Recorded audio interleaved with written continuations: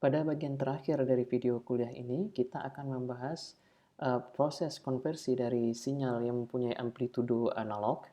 Oke, jadi sinyal yang mempunyai amplitudo analog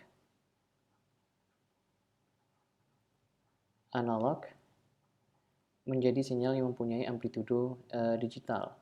Oke, dan sebaliknya. Jadi di sini kita akan membahas tentang proses ADC, analog to digital converter, dan juga proses sebaliknya yaitu digital to analog converter.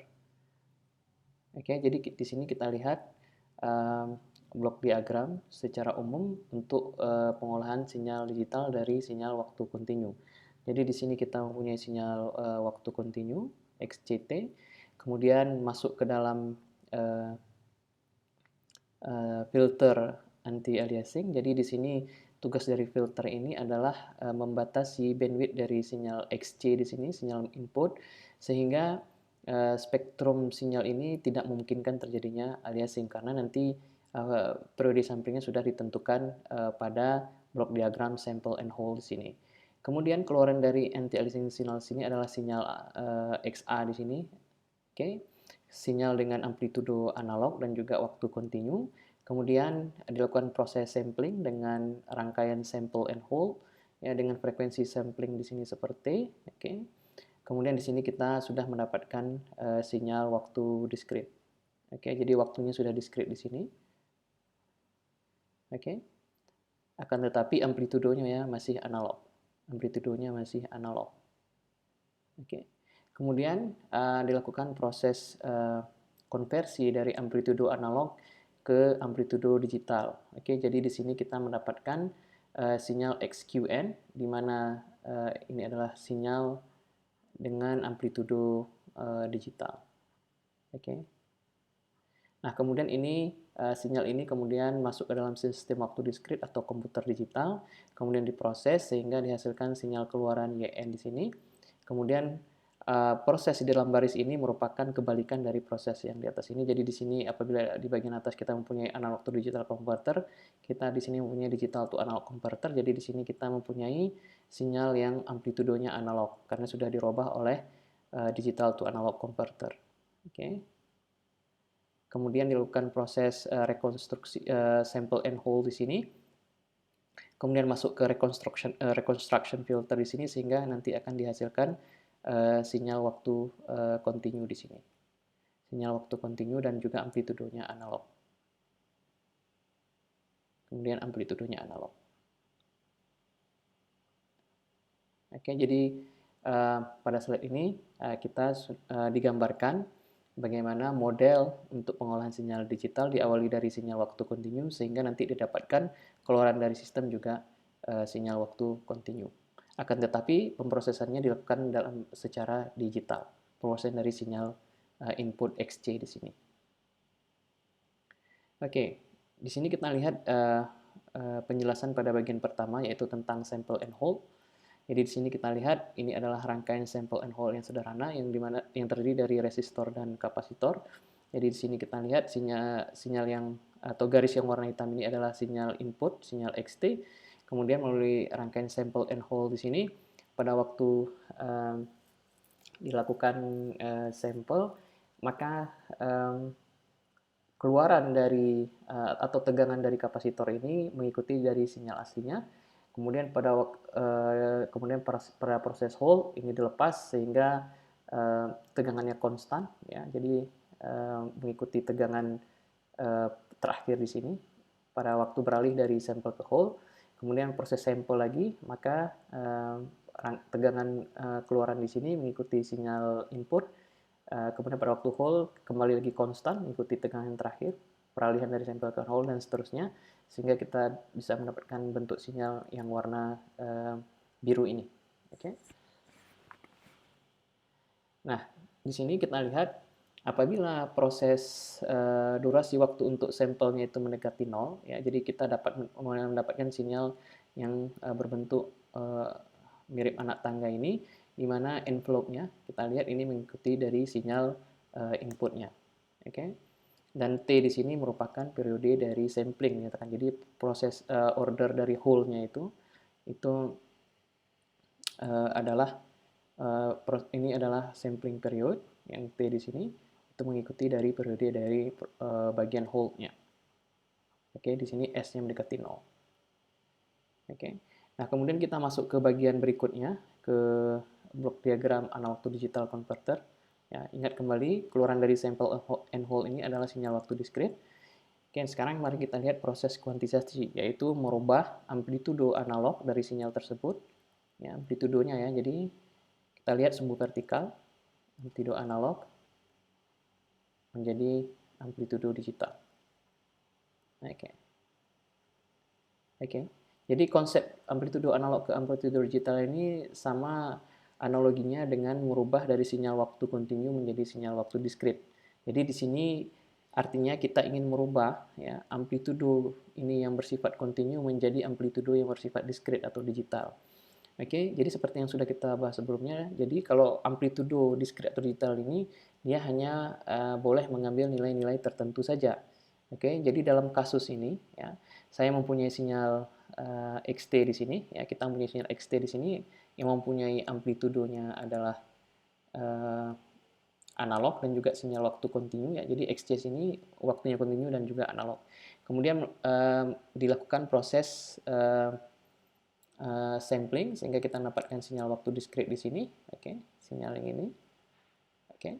Nah, kemudian kita lihat amplitudonya masih mengikuti sinyal aslinya. Jadi pada awalnya ya, sebelum melakukan proses kuantisasi, ya, amplitudo sinyal ini adalah seperti ini. Oke, yang saya kasih warna merah ya. Oke. Oke, kemudian ini. Kemudian di sini. Kemudian di sini. Kemudian di sini. Kemudian di sini. Dan di sini. Dan di sini. Oke.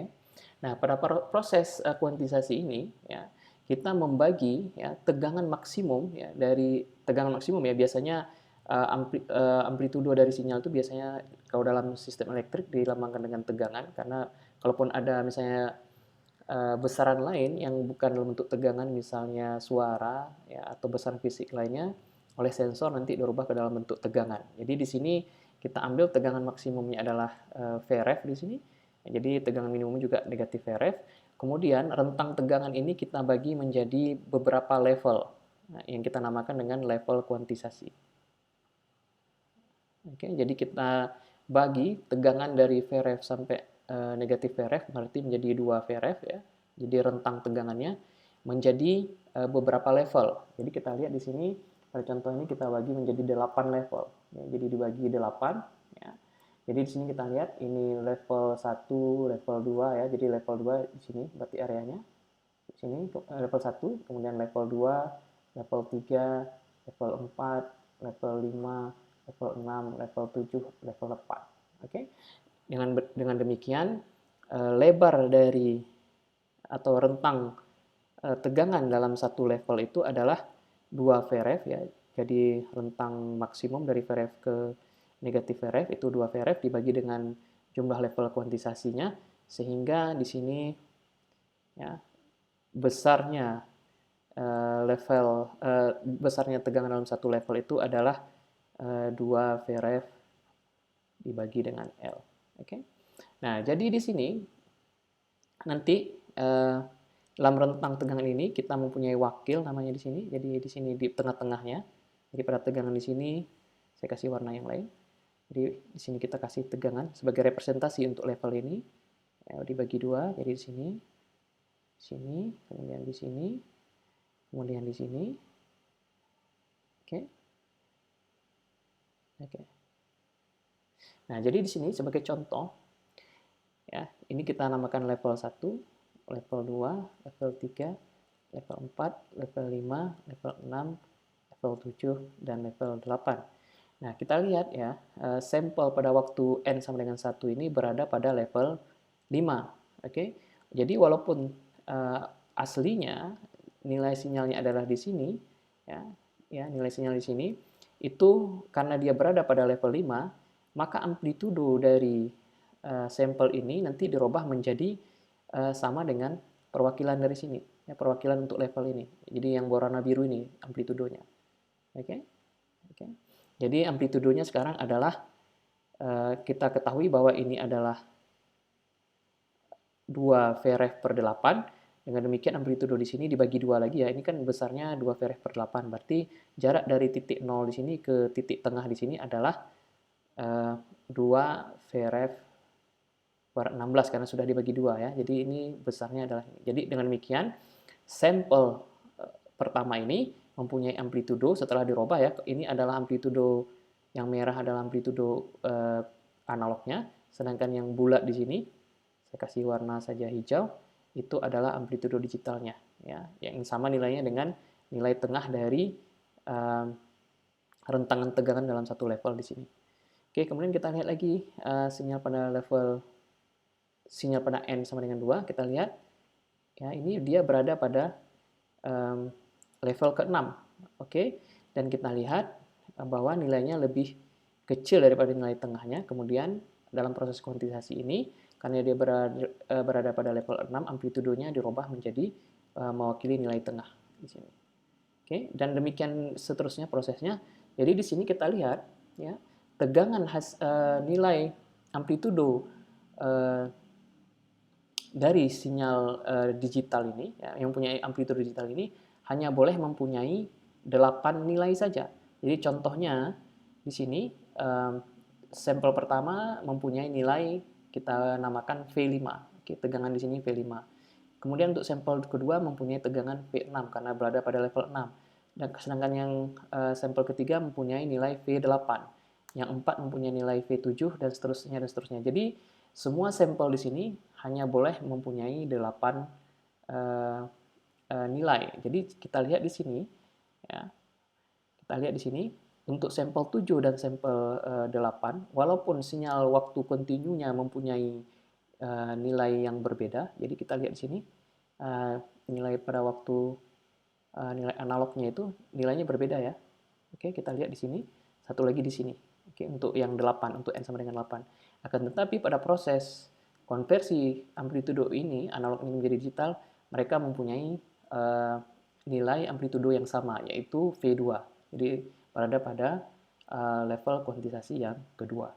Oke, jadi level tegangan yang diboleh atau level amplitudo yang diboleh di sini terbatas sesuai dengan jumlah level kuantisasi yang kita tentukan di sini. Oke, bisa jadi nanti kita buat lagi misalnya L-nya sama dengan 16 ya. Jadi ini lebih resolusinya lebih bagus lagi. Jadi jarak antar levelnya juga lebih kecil ya. Jadi bisa saja nanti untuk level 7 dan sampel ke-7 dan sampel ke-8 ini mempunyai berada pada level yang berbeda ya. Karena nanti ini dibagi 2 lagi sehingga bisa saja mereka berada pada level yang berbeda sehingga amplitudo mereka setelah dikuantisasi juga berbeda.